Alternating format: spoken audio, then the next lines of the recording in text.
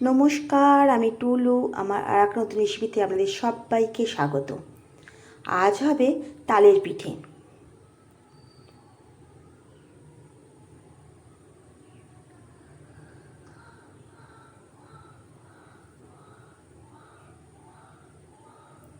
এই তালের পিঠে করার জন্য প্রথমে আমি গ্যাসে একটা কড়া বসিয়ে নেব।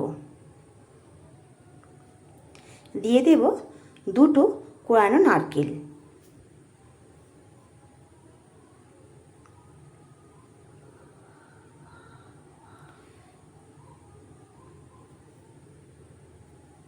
এবারে এর মধ্যে দিয়ে দেব পরিমাণ মতো চিনি।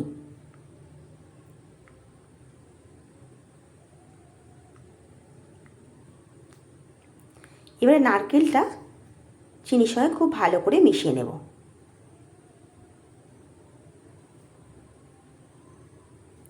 নারকেলটা আমি পাক করে নেব। দেখুন চিনিটা সব নারকেলের সঙ্গে গলে গেছে, খুব ভালো করে নারকেলের সঙ্গে মিশে গেছে।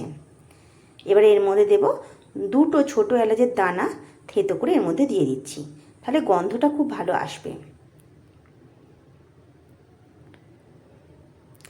নারকেলের পাকটা আমার হয়ে গেছে, এবারে এটা আমি নামিয়ে নেব।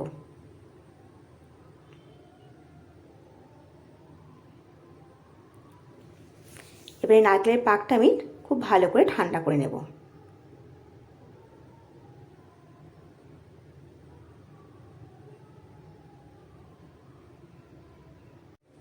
আবারও গ্যাসে একটা কড়া বসিয়ে নেব।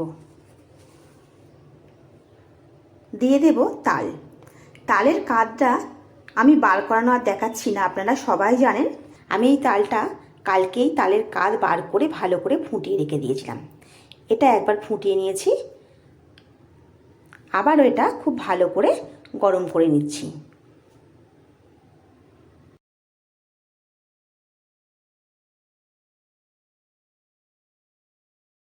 তালটা খুব ভালো করে গরম হয়ে গেছে, এবার এর মধ্যে দেব স্বাদ মতো অল্প একটু নুন।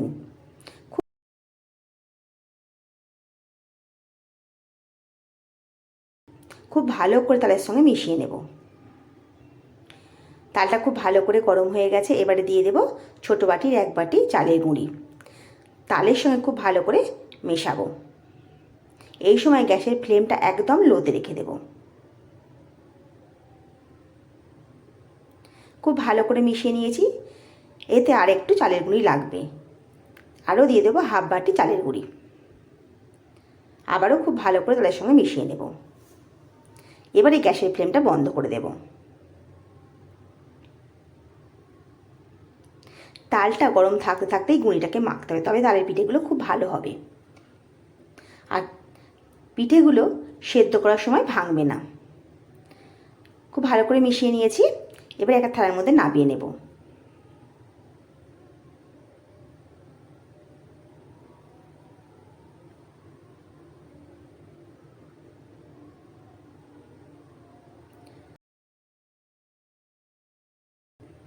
এবারে তালটা এবারে এই গুঁড়িটাকে খুব ভালো করে তালের সঙ্গে মেখে নেব।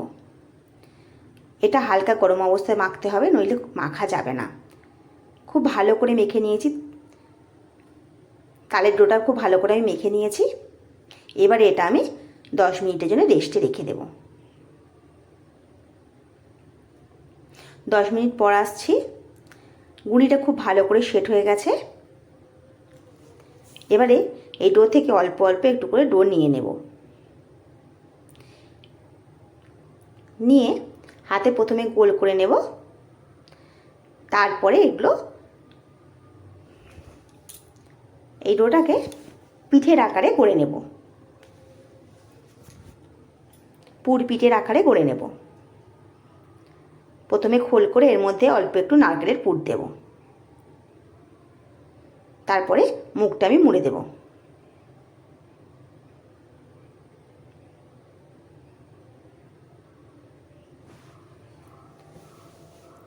আপনারা হয়তো আমার থেকে খুব ভালো পারেন, আমি মোটামুটি পারি, সেটাই আপনাদের করে দেখাচ্ছি। এইভাবে একটা করে পিঠে আমি করে নেব।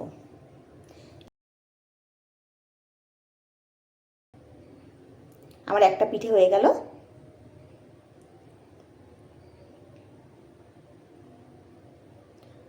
আবারও একটু তালের ডো আমি নিয়ে নেব। প্রথমে গোল করে নেব,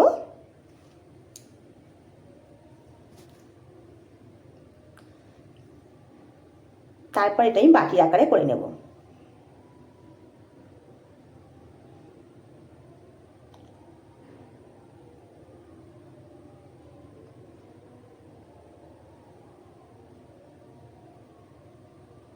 এর মধ্যে দিয়ে দেব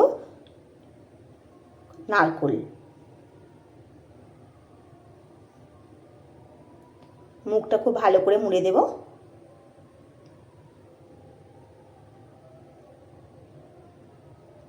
এইভাবে সব পিঠেগুলো আমি করে নেব।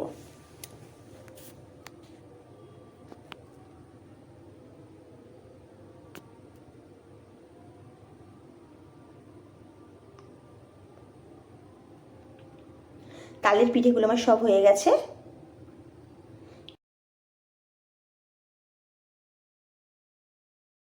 আগে থেকে গ্যাসে একটা গামলিতে জল গরম করতে বসিয়ে দিয়েছি, তার উপর একটা ছিদ্রযুক্ত থালা বসিয়ে দিয়েছি। এবার এর মধ্যে দিয়ে দেব পিঠেগুলো, থালার ওপরে পিঠেগুলো আমি সাজিয়ে নেব।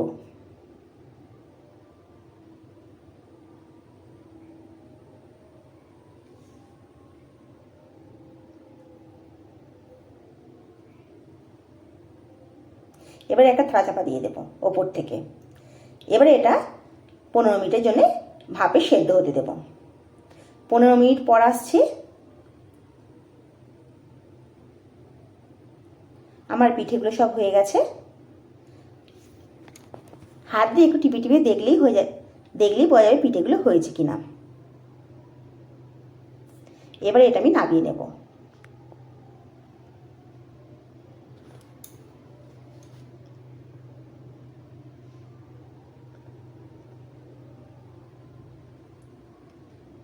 তালের পিঠেগুলো আমার সব হয়ে গেছে, দেখুন একটাও ভাঙেনি। এই রকমভাবে করলে একটাও ভাঙবে না। আপনারা এই রকমভাবে বাড়িতে বানিয়ে দেখুন।